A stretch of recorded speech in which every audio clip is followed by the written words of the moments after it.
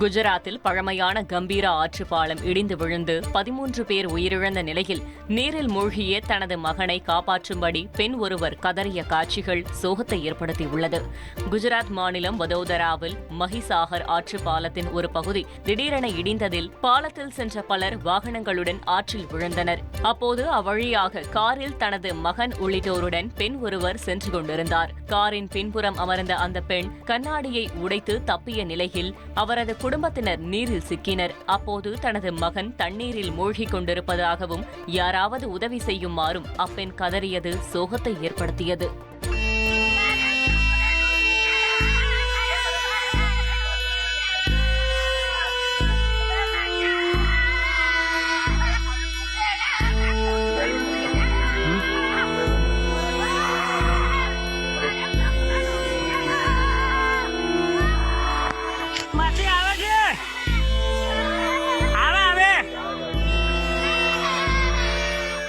அமெரிக்காவின் Los Angeles பகுதியில் இடிந்து விழுந்த சுரங்கப்பாதையில் இருந்து 31 தொழிலாளர்கள் பத்திரமாக மீட்கப்பட்டனர்.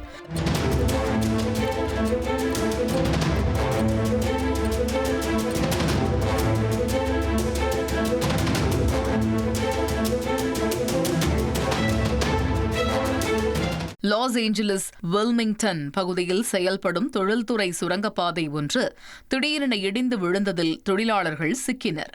இதனையடுத்து மீட்புப் பணிகள் துரிதப்படுத்தப்பட்டன.